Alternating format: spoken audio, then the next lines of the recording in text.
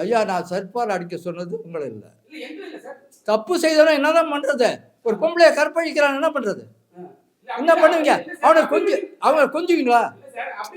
அதெல்லாம் நான் சொல்றேன் கேளுங்க. நான் இங்க பாருங்க தம்பி, நீங்க நான் சொல்றது கேளுங்க. செருப்பால் அடிக்க உங்களை இல்ல, நல்லவர்களை இல்ல. நீ நல்லவர் தானே? நீங்க நல்லவர் தானே? சொல்லையா, சொல்ல. தப்புன்னு அடிச்சு கொல்லணும். தப்பு பண்றவன் விடக்கூடாது. நான் சொல்லுவேன், நான் செய்யறவன், நான் வந்திருக்கேன், கண்டிப்பா செய்வேன். எனக்கு வயசா யார சொல்றது? தனிப்பட்ட உண்மையா சொன்னேன்.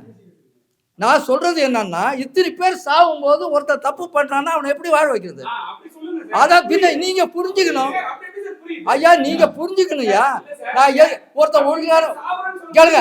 ஒருத்தர் ஆக்ரோஷமா தம்பி ஒருத்தர் ஆக்ரோஷமா பேசுறாருன்னா அவன் நல்லவனா இருக்கான்னு தெரிஞ்சா, நல்லவனா இருக்கான்னு கேட்டா அப்புறம் நீங்க தெரிஞ்சுக்கிறத பொறுத்து இருக்கு. இருந்தானா அவன் எதை சொன்னாலும் ஒழுங்கா தான் சொல்லுவான், சரியா தான் சொல்லுவான், நல்லதா சொல்லுவான். இந்த அறிவு நமக்கு இல்லைன்னா ஒருத்தருடைய பேச்சை கண்டுபிடிக்க முடியாது. சரியா? இப்போ சும்மா இருக்க. இந்த மாதிரி ஏன் சொல்றேன், உங்களுக்கு சேர்த்தா நான் வாதாடுறேன். எனக்காக இல்லையா, எனக்கு தேவையில்லை. இல்லை ஐயா, எங்க இண்டஸ்ட்ரி எனக்கு வேணாம். இந்த இண்டஸ்ட்ரி எனக்கு சோறு போட போறதில்ல. நான் பணம் சம்பாதிக்க வரல, கொடுக்க வந்திருக்கேன். சாவலான்னு தானே சொல்றேன். ஒருத்த மட்டும் எப்படி அள்ளிட்டு போடுது? இத்தனை பேர் உழைப்பு தானே. மொத்தத்தையும் ஒருத்தர் சுட்டிட்டு போனான்னா, ஐயா ஒருத்தர் சுட்டிட்டு போனான்னா இத்தனை பேரும் பட்டினி தானே. இதெல்லாம் தேவையில்லாத கேள்வி. நீங்க தான் புரிஞ்சுக்கணும். ஐயா, உங்களுக்கு அறிவு இருந்தா நீங்க புரிஞ்சுக்கங்க. இல்லைங்க, எனக்கு சொல்ல வேண்டாம். நான் பொதுவாக சொல்லிட்டு போடுவேன். நான் ஏன்னா ஒருத்தர் பிடிச்ச சொல்றேன். இங்க பாருங்க, இந்த மாதிரி கேள்விகள் வர்றது உண்டு. ஏன்னா இந்த மாதிரி மனிதர்களால் தான் ஒரு நல்ல காரியங்களும் கெட்டு போகுது.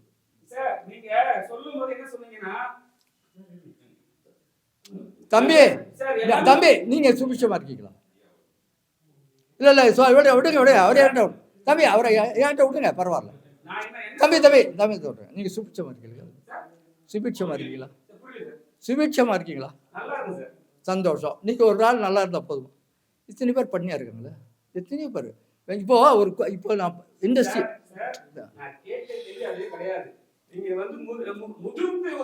தம்பி, நான் தம்பி தப்பு செய்தவன செருப்பால மட்டும் இல்ல தம்பி, எதால வேணும் அடிக்கலாம். தப்பு ஒரு பெண்ணை சாதாரண நான் சொல்றேன். ஒரு பெண்ணை இந்த படத்தினுடைய கோட்பாடு என்ன தெரியுங்களா? பெண் அழிவு நிறைய ஏற்படும், இருக்கா இல்லையா? அப்ப அவனை நீங்க என்ன பண்ணுவீங்க? அடிக்கிறானா இல்லையா செருப்பால? அதைத்தான் சொல்றேன் நானு. அதைத்தானே சொல்றேன், அதைத்தானே தம்பி சொல்றேன். நான் இங்க வேண்டா வெறுப்புக்கா வரல, காரணம் தான். இப்போ உங்க மேல எனக்கு கோபம் கிடையாது.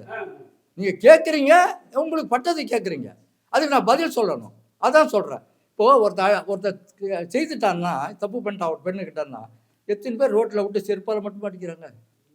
எது கிடைக்குதோ வாடி அடிக்காது. இப்படி பண்ணிட்டு பாவி ஒரு பொம்பளை பிள்ளை இந்த மாதிரி போடிச்சு அடுத்த இல்லையா?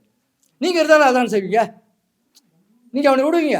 சரி, உங்கள் தங்கச்சி ஏதோ ஒருத்தான தப்பு பண்ணிட்டான், நீங்கள் என்ன பண்ணுவீங்க? இல்லை சொல்ல தம்பி, என்ன இப்போ அவனை செருப்பால் அடிக்க கூடாது, அவனை விட்டுடுங்க, பரவாயில்ல. என்ன விசாரிப்பா? கண் முன்னால் செய்கிறானே, கண் முன்னால் செய்கிறானு தம்பி, பரவாயில்லம்மா நீ புக்கா. நீங்கள் என்ன கேள்வி கேட்டால் அந்த அளவுக்கு முதிர்ச்சி இருக்கு ஐயா. என்கிட்ட முதிர்ச்சி இருக்கு. நான் 90 வயசு முதிர்ச்சி. என்னுடைய அனுபவங்கள் எல்லை இல்லாது. இன்னைக்கு நாட்டை ஆண்டனா நான் அதைத்தான் செய்வேன். இன்னைக்கு நாட்டை ஆண்ட கேளுங்க ராஜா, இன்னைக்கு நாட்டை நான் ஆண்டா கூட நீங்க தவிர தம்பி, இப்படி கேட்கும் போதுதான் விஷயங்கள் வரும். கேட்கிறவன் நான் தப்புன்னு சொல்ல மாட்டேன். எவனுக்கு கேள்வி கேட்க தெரியுதோ அப்போதான் பல விஷயங்கள் பாருங்க. எத்தனை விஷயம் பேசியிருக்கேன். நீங்க கேட்கணும், உங்களுக்கு தெரிஞ்சது கேட்கணும். நான் பதில் சொல்ல தகுதியில்லை, மேடைக்கு லாயக்கில்லை. நான் உட்காருங்க. சரி, ஏன் சொல்றேன்னா கும்பி கொதிக்குது தம்பி. இந்த வயசுல நான் என்ன அவசியம் தம்பி வரணும்? நீங்க பேர அதானே, இந்த வயசுல நான் ஏன் வரணும்? ஆனா உங்களோட நீங்க வரலையே, அதனால தான் நான் வர்றேன். நீங்க வரலையே. இந்த கோலத்தை பார்த்து ஒரு வெறி கொண்டு ஏன்டா அப்படி பண்றீங்கன்னு கேட்கல. இந்த வயசான காலத்தையே துணிஞ்சு நின்று நிக்கிறேன். உங்க தாத்தா அதுக்கு சந்தோஷப்படணும்ல, சந்தோஷப்படணும்ல. இல்ல அவர் இங்க பாருங்க, அவர் கேள்வி கேட்டா தப்பு கிடையாது. அவருக்கு தெரிஞ்சது கேட்க பார்த்தா இத்தனை விஷயங்கள் வெளியிட வரும். ஒருத்தர் கேள்வி கேட்டது 1000 விஷயம் வெளியிடும். அது கேட்கறவன தப்பு சொல்லக்கூடாது. நீ கேட்காத உட்காரு, முட்டாள் அவன். அவன் கேட்ட கேள்வி அத்தனைக்கு பதில் சுற்றி சுற்றி அடிக்கணும். அப்போதான் அவன் பதில் சொல்கிறவன் சரியான ஆளுன்னு சொல்ல முடியும். கேள்வி கேட்டால் பதில் வந்துருச்சு. இப்போ என்ன இருக்கு தம்பி, இப்போ அவருக்கு சூடு பிடிக்கல, ஏன்னா ஒரு கிழவன் கொண்டு வந்து பேசுகிறான், நம்ம பேசாமல் இருக்கிறோம், இத்தனை பேர் சாவரேங்கிறான்.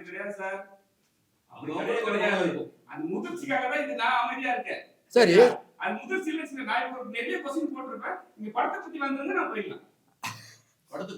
சரி சரி உட்காருங்க, நான் தாத்தா உட்காருக்கடா. சரி, அதனால எனக்கு எல்லாரும் சொந்தம். நான் பெற்றது 8, ஆனால் நான் பெறாதது எவ்வளோ தெரியுங்களா? 800 கோடி மக்கள். இத்தனையை பற்றியும் சிந்திக்கிறார், தினம் சிந்திக்கிறார். ஏண்டா இந்த மக்கள் வாழலை? இதுக்கெல்லாம் காரணம் அரசியல்வாதிகளோட எதுக்குமே லாய்க்கில்லாத அரசியல்வாதிகள்.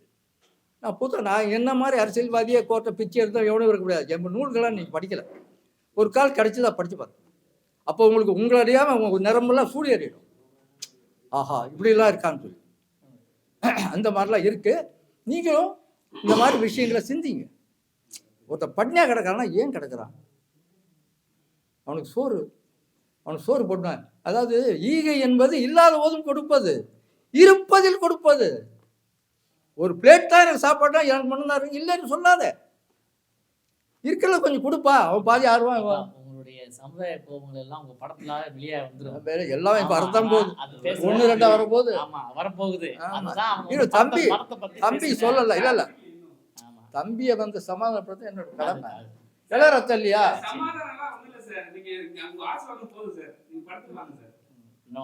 அதாம்மா படங்கிறது இதுக்கு எடுத்தாங்க. வந்து பொம்பளை பிள்ளைங்க இதை பாருங்க, என் பேத்தி.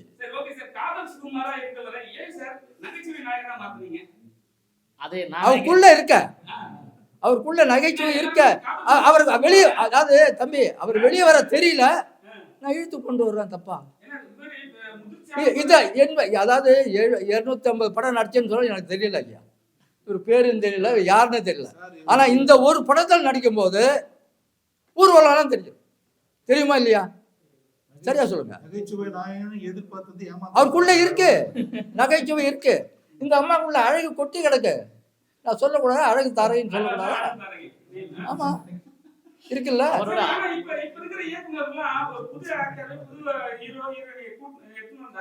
அவங்க எதுவுமே டைட்டில் வைக்காமயே ஒரு பேர் மட்டும் வச்சிருக்காங்க. நீங்க இது மாதிரி நகைச்சுவை நாயகன், அழகு தாக்கல் வைக்கிறீங்க. அந்த காலத்துல அப்படி வச்ச பேர்ல அப்படிதான் வைப்பாங்க. ஒரு புது ஆக்டர் வந்தாங்கன்னா அவங்க பேருக்கு மேல ஒரு டைட்டில் ஒன்று வச்சிருவாங்க. இப்ப கேக்குறீங்கல்ல, இது விளம்பரம் தானே உங்களுக்கு? இல்ல சார், ஏன் இப்ப வர இயக்குனர்லாம் பண்றது கிடையாது? பண்ண மாட்டாங்க. அவங்களுக்கு அதுக்கே என்ன மாதிரி வரலையே, அவங்க பைத்தியக்காரர் இல்லையா, நல்லவர்களாச்சா. என் பேர் கவிஞன் பைத்தியம், அது ஒரு ஷார்ட் கபை. நான் அப்படி தான் வச்சுக்கிட்டேன். இப்போ நீங்கள்லாம் இத்தனை பேர் கேட்குறீங்கன்னா நான் என்கிட்ட கேட்கலாம், என்னங்க பைத்தியக்காரன் சொல்கிறேன். நான் சொன்னேன் உன்னை பைத்தியக்காரன் சொல்ல முடியலடா, நானே வச்சுக்கிட்டேன் அப்படின்னு. சரிதானே? என்ன சொன்னேன்? எப்படிங்க நீங்கள் நிரூபரா? சந்தோஷம். இந்த மாதிரி வயசான மணிக்கு எடுத்து தொலைக்காதீங்க, ஏதாவது போட்டு கொட்டி தொலைச்சிருவாங்க. இல்லை இல்லை கோபம்லாம் கிடையாது தம்பி. நீங்க பழக்கமா கேட்கிற கேள்வி அவங்க மேல கோபம் வராது. கோபம் வந்தீங்கன்னா நான் ஃபுல் ஓகே. வாங்க வேற என்ன சொல்லுங்க.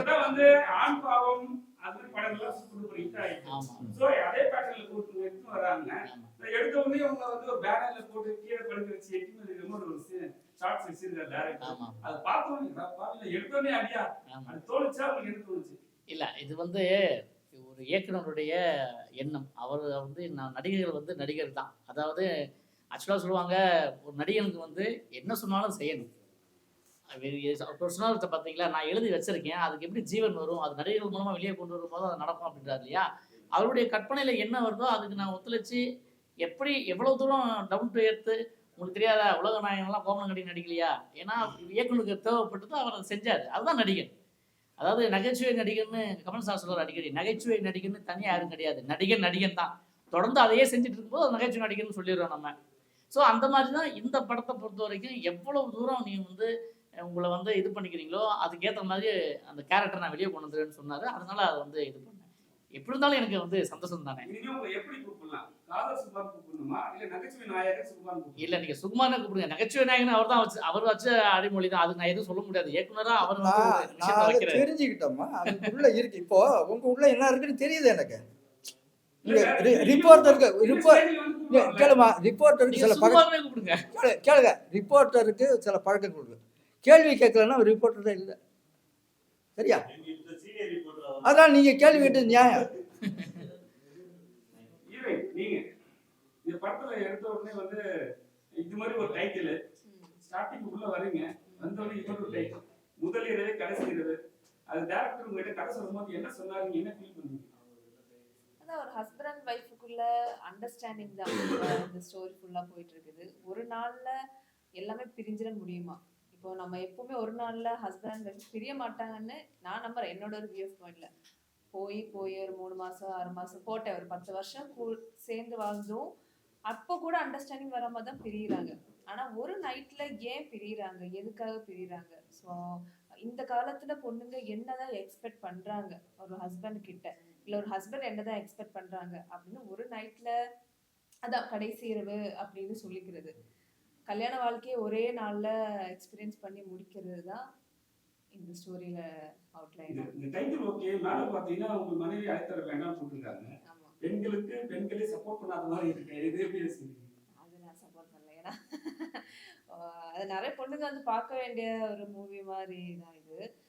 அதான் சொன்னேன்ல, என்ன அண்டர்ஸ்டாண்டிங், எதனால பிரியிறோம், என்ன காரணத்துக்காக தான் 10 ரீசன்ஸ் இருக்கும். அந்த 10 ரீசனுமா இது நம்ம காட்டுறோம். 10 ரீசன்ஸ் இல்லாம வேற என்னதான் புதுசா ஒரு ரீசனால ஒரு நாள்ல நம்ம பிரிய போறோம்ன்ற காட்டுறதுக்காக இந்த மூவி எல்லாரும் வந்து பார்க்கணும். எல்லா பொண்ணுங்களுக்கும் பார்க்கணும். இந்த ரீசனால தான் நம்ம பிரிய போறோமா, இல்ல இந்த ரீசனால நம்ம சேர்ந்து வாழ போறோமா, இந்த முடிவு எடுக்க வேண்டியது பொண்ணுங்க தான். நீங்க வந்து பாருங்க எப்படி இருக்கு.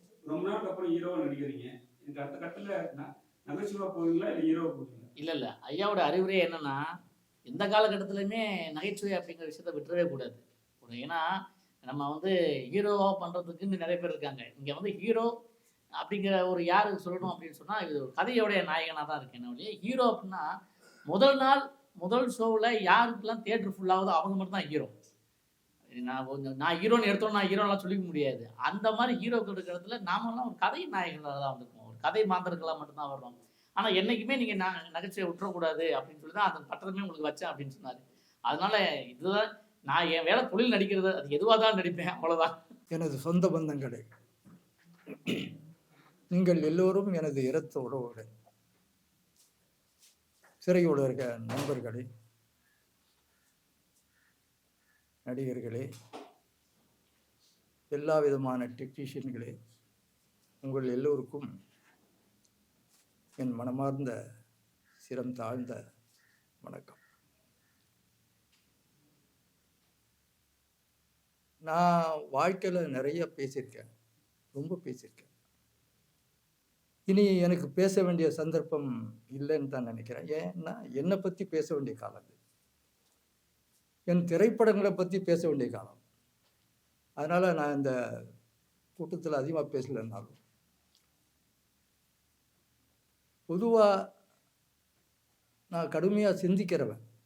அப்படித்தான் இப்படி ஒரு கருவை எனக்கு தலைவர் நான் பார்த்தேன். சமுதாயத்தை பார்க்கும்போது பெண்கள் படுற கொடுமைக்கு எல்லையே இல்லை. நான் ரொம்ப புழுங்கி போகிறேன், நொந்து போகிறேன், கண்ணீர் விட கூட செய்தேன். இதுக்கெல்லாம் தீர்வு இல்லை. எல்லாம் மனிதர்களாக திரிகிறார்களே தவிர வேஷமிட்டு. ஆனால் உள்ளுக்குள் அவர்களின் நிலை என்னன்னா, மந்தைகளாக இருக்கிறார்கள். ஒருவன் அடிபட்டு கிடந்தால் கூட ஓடி போய் அதை எடுக்கிற அளவுக்கு தூக்குறவங்கள, சரி போலீஸ் நம்மளை கேள்வி கேட்கணும்னு போயிடுறான். ஒரு மிருகம் கூட, ஒரு மிருகம் செத்து கிடந்ததுன்னா அது போறதில்ல, அது கிட்ட போகும், இவன் எட்டி விரட்டிடுவான். அப்படிப்பட்ட ஒரு மிருகங்களுக்குள்ள அற்புதமான ஒரு அறிவு. உன்னை சாப்பிடும்போது கூட மிருகங்கள் அடிக்கிறது இல்லை. மிருகங்கள் உன்னோட அதிகமான மிருகங்கள் சண்டை போடுறதில்ல. ஆனால் மனிதன் என்ன செய்கிறான், இன்னொருத்தருடைய சாப்பாடு இருந்தும் அடுத்தருடைய சாப்பாட்டை பறித்து சாப்பிட்றோம். இந்த நிலையெல்லாம் பார்க்கும்போது திரையுலகம் எப்படி ஆயிடுச்சுன்னா, நல்ல விஷயங்களை தர வேண்டிய ஒரு அற்புதமான மீடியா, அழகான ஒரு திரையுலகம், அது அத்தனையும் மறந்துட்டு காசுக்காக பயன்படுத்தக்கூடிய திரையுலகமாக போச்சு. அதனால்தான் இந்த திரையுலகத்தை உயிரெல்லாம் போச்சு. இன்னைக்கு செத்து போய் கிடக்கு. யார் வந்தாலும் காசு சம்பாதிக்கணும்னு தெரியும், ஒரு நல்ல கருத்தை சொல்லணும் அப்படின்னு சொல்லலை. அந்த அளவுக்கு ஒரு சீர்கேடான நிலையில் இருக்கும்போது தான் நான் 5 வருஷமாக இந்த இண்டஸ்ட்ரியில் சுற்றிக்கிட்டே இருந்தேன். எல்லாம் வயசானவன் நினச்சாலும் தவிர அவங்ககிட்ட ஏதாவது இருக்குமோன்னு நினைக்கவே இல்லை. சரி, வாலிபர்கள்ட்ட இல்லாத அனுபவங்கள் வயசானவங்ககிட்ட இருக்கும் இல்லையா? அதை ஏன் இவங்க கவனிக்கணும்னா அவங்களுக்கு தேவையில்லை, அவங்களுக்கு வேண்டி பணம். நீ நல்ல கதையை கொண்டுக்கிட்டா நீ தேவையில்லை, போ, உன் கதையை யார் பார்க்கறதுக்கா?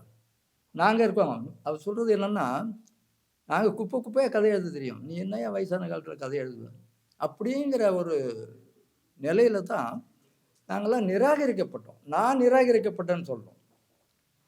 கடைசியில் பார்க்கும்போது இதாக வழி பண்ணணும். இப்போ என்ன மாதிரி எல்லாம் ஓய மாட்டான். இன்னும் சொல்லப்போனால் நான் 45 வருஷத்துக்கு முதல்ல சினிமா இண்டஸ்ட்ரியில் அதை விட தெளிவாக வந்திருக்கேன். இன்னும் சொல்லப்போனால் ஆரோக்கியமாக வந்திருக்கேன். இப்போ என் அளவுக்கு இங்கே உள்ள வாலிபர்கள் கூட நான் அடித்து சொல்லுவேன், வேலை செய்ய முடியாது. நான் காலைல 7 மணிக்கெலாம் இங்கே வந்துட்டேன். என்னுடைய அசிஸ்டண்ட்லாம் 8 மணி 9 மணி 10 மணிக்கு வந்தாங்க.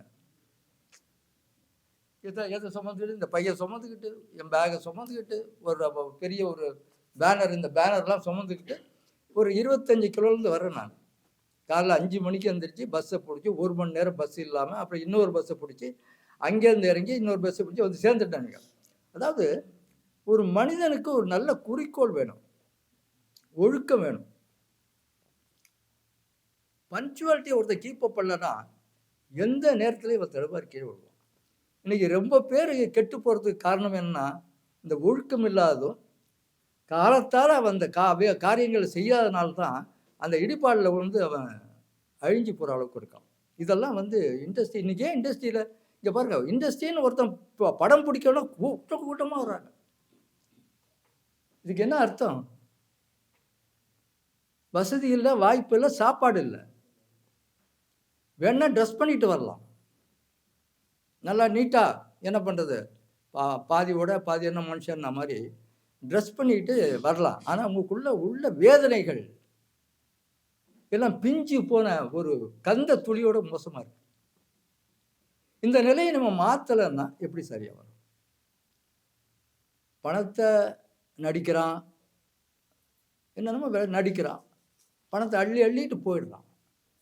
பட்னியாக கிடக்கிறானேன்னு கூட அவனை திரும்பி பார்க்கறது இல்லை. என்னடா, இப்போது நான் படம் எடுக்க வந்தவன், நான் வெறும் ஸ்கிரிப்ட் தான் எழுதியிருக்கேன். இதுக்கு உயிர் கூடியவர்கள் நீங்கள் அத்தனை பேரும் தான்.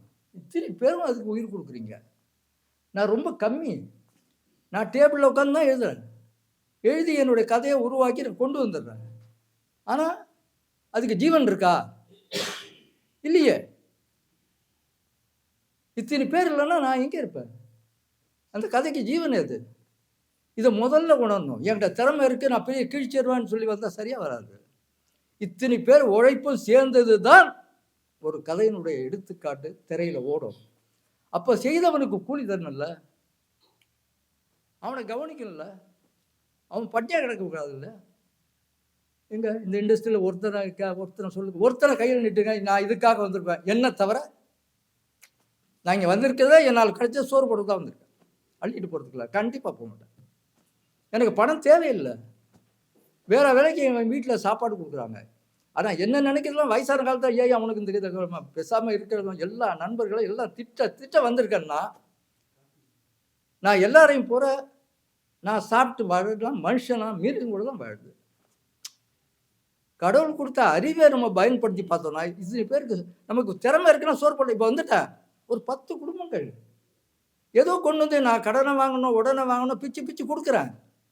பசி ஆறுது, இல்லைன்னு சொல்ல முடியுமா? இந்த கூட்டம் இன்னைக்கு உட்காந்துருக்குன்னா நான் வந்ததுனால தானே. இல்லாட்டி அவங்கவுங்க எல்லாம் சொல்லுவாங்க, சில பேர் பண்ணியாக கிடப்பாங்க, சில வேலை கிடைக்கலையா என்ன பண்ணுறாங்க, எங்கேயாவது வேலை கிடைக்குதுன்னா கூட்டம் வராங்க. அப்போ இத்தனை பேரும் பட்னியாக போட்டு நான் போனோன்னா மனுஷனா மிருகமா? இந்த மிருக வேலை தான் இந்த இண்டஸ்ட்ரியில் செய்துட்டு இருக்கான். நான் பச்சையாக சொல்லுவேன், நான் யாருக்கும் பயப்பட வேண்டியதில்லை, நான் யாருக்கும் பயந்தனும் இல்லை, பயப்படவும் மாட்டேன். தப்பு இதை தான் செருப்பாடு அடிப்பேன், கையால் முடியல சொல்லாலே அடித்து அப்படி சாவடிச்சிருவேன். இதனுடைய பழக்கம். இந்த நிலை மாறணும்னா எல்லாருக்கும் ஒரு நல்ல ஒரு நல்ல தன்மை. அதாவது ஏதோ வேலை கிடைக்குது,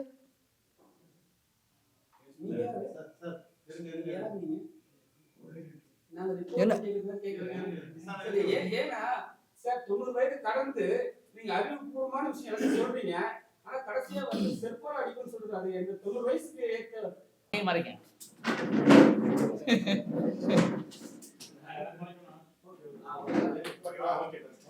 ஓகே.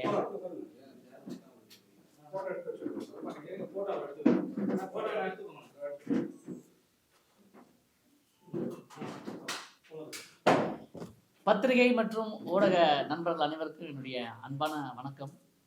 உங்கள் வருகைக்கு ரொம்ப நன்றி. ஒரு மகிழ்ச்சிகரமான ஒரு நாள் இன்னைக்கு அப்படின்னு தான் சொல்லணும். ஒரு ஒரு படத்துடைய தலைப்பு முதல் இரவே கடைசி இரவு அப்படிங்கிற டைட்டிலே உங்களுக்கு கதை சொல்லிவிடும்னு நினைக்கிறேன். அதில் கேப்ஷனும் வந்து இந்த படத்துக்கு யாருமே வந்து மனைவியை அழைத்து வர வேண்டாம் அப்படின்னு போட்டிருக்காங்க. ஓரளவுக்கு நீங்கள் யூகிச்சிருப்பீங்க. இந்த படத்தில் என்ன விசேஷம்னா, நான் வந்து கதையின் நாயகனாவோ இல்லை ஐஸ்வர்யா கதாநாயகியாக நடிக்கிறதோ அதுக்கெல்லாம் தாண்டி ஒரு மிகப்பெரிய சிறப்பு இருக்குது. நம்முடைய நடுநாயகமாக இருக்கக்கூடிய இயக்குனர் தான் கபை அவர்கள். என்னுடைய அப்பா ஸ்தானத்துலேருந்து இந்த படத்தை இயக்குறாங்க. அதாவது இவ்வளோ ஓல்டு ஏஜ்லையும் எவ்வளோ வோல்டேஜோடு இருக்கார் அப்படின்னு இந்த படத்தை பார்க்கும்போது நீங்கள் உங்களுக்கு புரிஞ்சு போயிடும். என்ன சிறப்புன்னு சொல்கிறேன் அப்படின்னு சொன்னால், 90 வயசில் வந்து ஆக்ஷன் கட் சொல்லக்கூடிய முதல் இயக்குனராகவே வந்து இந்த படத்தை இயக்க போகிறாரு. எங்களுக்கெல்லாம் ரொம்ப எக்ஸைட்டாக இருக்குது. இந்த கதை என்ன அப்படிப்பட்டது. இந்த கதை நிறைய பயணிச்சிருக்கு நிறைய இடங்களில். கடைசியில் என்னிட்ட வந்து பார்க்கும்போது இப்படி ஒரு முகத்தை தான் நான் தேடிட்டு இருந்தேன் அப்படின்னா ஐயா என்கிட்ட வந்து கதை சொல்லும்போது ரொம்ப இன்றைக்கி காலத்துக்கு தகுந்த ஒரு நல்ல ஒரு விஷயத்த, அதாவது விட்டு கொடுக்கக்கூடிய 2 பேர் தான் கணவன் மனைவியாகவே வந்து வாழ்க்கையை தொடர முடியும் அப்படிங்கிறது தான் எல்லாருமே சொல்கிற கருத்து.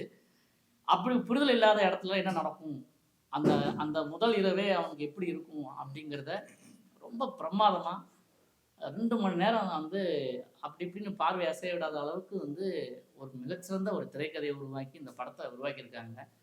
அப்பா ரொம்ப, அதாவது நிறைய குடும்பங்களில் இன்றைக்கி வந்து புரிதல் இல்லாமல் நிறைய விஷயங்கள் நடக்குது. அதுனா பெண்களுக்கு எதிரான நிறைய வன்கொடுமைகள், நிறைய பிரச்சனைகள் அப்படிலாம் நம்ம பார்த்துட்டு வந்துட்டு இருக்கோம் எல்லா காலகட்டத்திலையும்.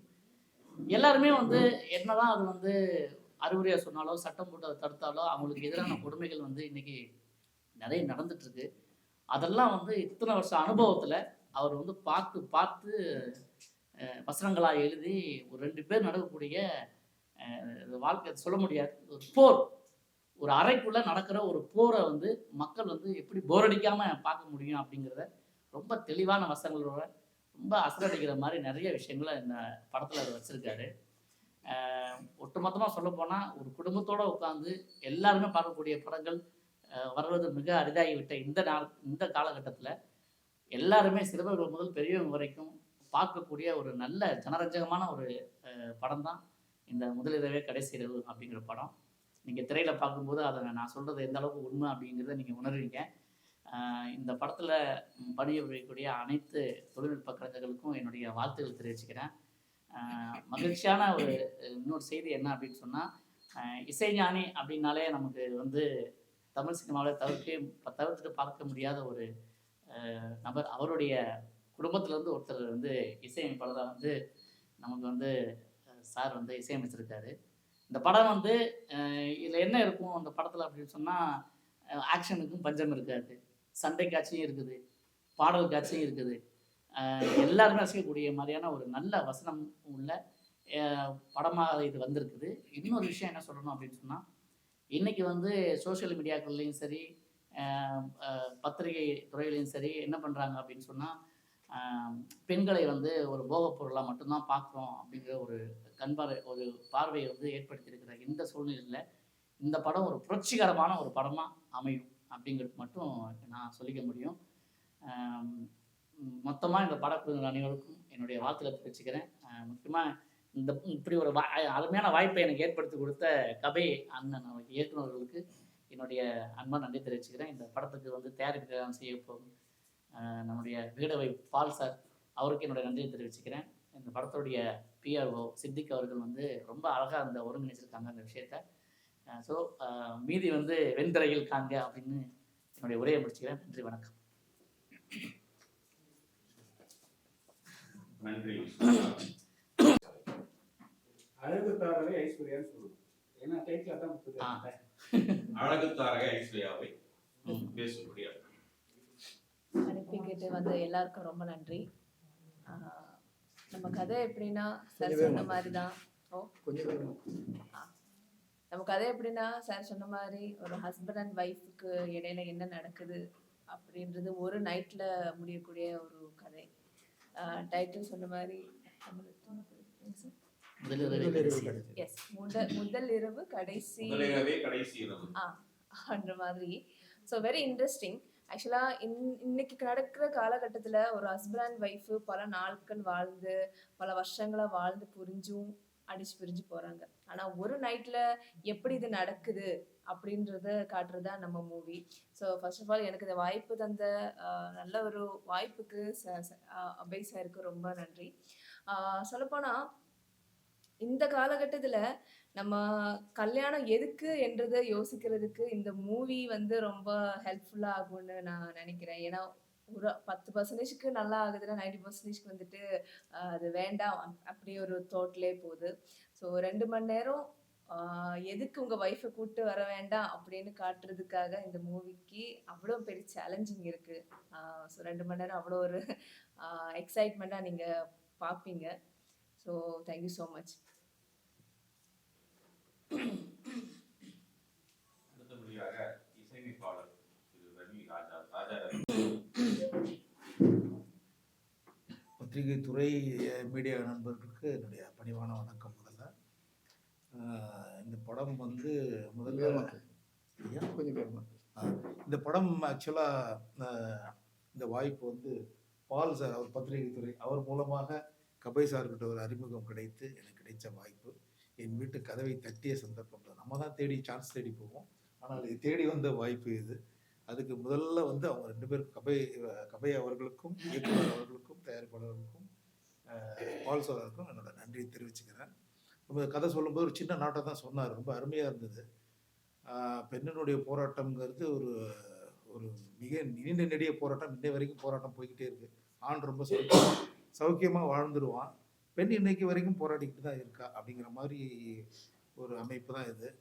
அத்தனை பெண்களும் அது 2000 வருஷம் ஆனாலும் 5000 வருஷம் ஆனாலும் பெண்கள் போராடி அவ கேட்க வேண்டிய கேள்வியெல்லாம் இந்த படத்தில் நீங்கள் எதிர்பார்க்கலாம். அத்தனை கேள்விகளுக்கு உண்டான கேள்வியை ஒவ்வொரு பெண்ணும் கேட்க வேண்டிய கேள்வி தான் அந்த படத்தினுடைய காட்சி அமைப்பாக இருக்கும் அப்படின்னு நான் நினைக்கிறேன். நான் கதை கேட்ட வரையில் எனக்கு அப்படி தோணுது. ஸோ எல்லாருக்கும் மனைவி அழைத்து வர வேண்டாம்னு போட்டிருக்காங்க, ஆனால் அழைச்சிட்டு வந்தாங்கன்னா அங்கே ஒரு பெரிய கதை நடக்கும்னு நினைக்கிறேன். ஸோ இந்த படம் மிகப்பெரிய வெற்றி அடைய பத்திரிகை துறை உங்களுடைய பேராதரவும் ஒரு பெரிய அன்பும் எங்கள் மேலே செலுத்தி எங்களை வாழ்த்தி நீங்கள் இதை ஒரு பெரிய வெற்றி படமாக மக்களிடம் கொண்டு சேர்க்க வேண்டும் என்று நான் வந்து ரொம்ப பணிவாக கேட்டுக்கிறேன் உங்ககிட்ட. Thank you so much. அடுத்தபடியாக இந்த படப்பிடிப்பு தளத்தை உங்களுக்கு வழங்கிய மொத்த உழைப்புக்கும் உறுதுணையாக இருந்த திரு பிரதாப் அவர்களை பேசுமாறு.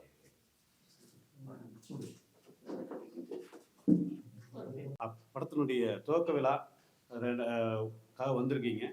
இந்த படம் வந்து நம்ம எல்லாமே நிறைய பேர் வந்து போராடிட்டு இருக்கோம், சினிமாவில் ஜெயிக்கணும் அப்படின்றக்கான ஒரு இதில் எல்லாம் போராடிட்டு இருக்கோம் அப்படின்ற ஒரு விஷயம் இருக்கும். அதுக்கு வந்து என்ன வயசானாலும் எத்தனை வருஷம் ஆனாலும் வயசு ஒரு காரியம் இல்லை, வருடங்கள் காரியம் இல்லைன்றதை வந்து நிரூபிக்கிற மாதிரி 40 வருடங்கள் கழித்தும் இன்னைக்கும் இந்த சினிமாவில் வந்து ஜெயிக்கணும் அப்படிங்கிற ஒரு மோட்டிவோட சினிமாவை வந்து முழுக்க முழுக்க வந்து சினிமாவை ஒரு ஆளுமையாக பார்த்துட்டு இருக்காரு. 40 வருஷத்துக்கு அப்புறம் திருப்பி சினிமாக்குள்ளே வராரு. அவருடைய 90வது வயதில் இந்த படத்தை வந்து எடுக்கணுன்ற ஒரு விஷயத்தில் வந்திருக்காரு. ஸோ அந்த ஒரு விஷயத்துக்கு நம்மளும் கூட நிற்கணும் அப்படிங்கிற ஒரு விஷயத்தில் சேர்ந்து பண்ணிட்டு இருக்கோம். இந்த படத்தை வந்து பத்திரிகையாளர்கள் எல்லாரும் எல்லா பக்கமும் கொண்டு போய் சேர்த்தக்கூடிய ஒரு விஷயத்துல இந்த அவருடைய உழைப்புக்கான ஒரு விஷயம்தான். இந்த உழைப்பை வந்து எல்லாருக்கும் கொண்டு போய் சேர்த்தணும்னு சொல்லி உங்க எல்லாரையும் கேட்டுக்கிறேன். நன்றி. இயக்குனர் ஐயாவை பத்தி குறிப்பா சொல்லணும்னா